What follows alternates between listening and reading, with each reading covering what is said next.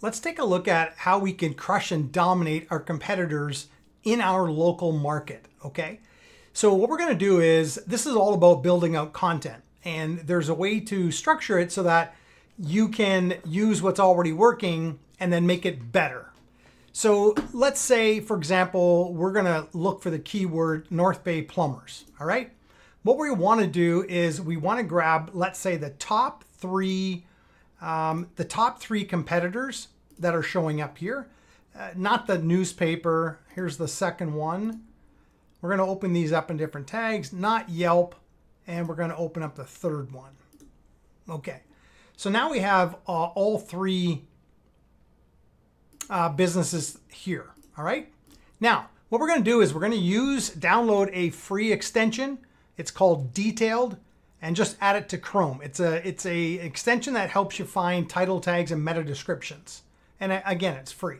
So if we go back to this one and we click on the big D and we go over to headings and then we click copy, this will give us, and I'll paste it here, this will give us all of their tags, H1 tags, H2 tags, and so on. All right. And we're going to do that for each of these websites. We're going to go back here. We're going to click copy. Come back here.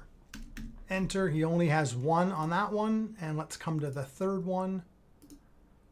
Click copy. Come back here. Okay. So now we have all the H1 through to H6 title tags that we can now look at and see. With our own keyword research, we can look now and see what we might want to use in the next step, okay? So let's say in the next step that we decided that these keywords are what we wanted. Now I'm just showing you this as an example. You'd have to do your own keyword research. But let's say that this is it. I would take this list and I would go over here to ChatGPT and I would do something like, write me a piece of content using this outline, okay? And I would paste that in there. Now, what you still have to do is you've got to add in all of your content like FAQs, different topics, things that are specific to your business. And then you would be able to optimize this even further. So this kind of gives us an idea of what this new blog post or what this new page might look like.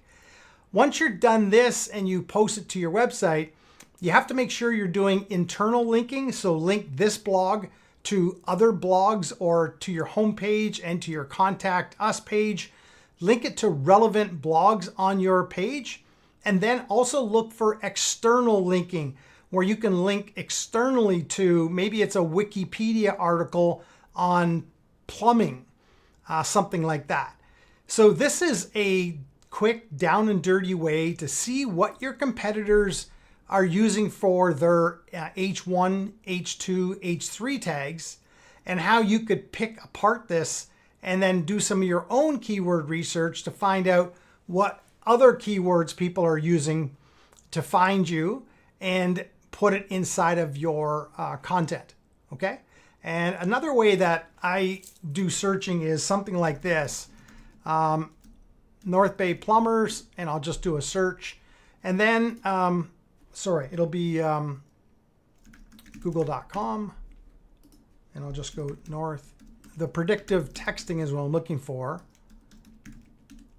So now we've got North Bay plumbers, and I'll put a space and I'll put an A behind it.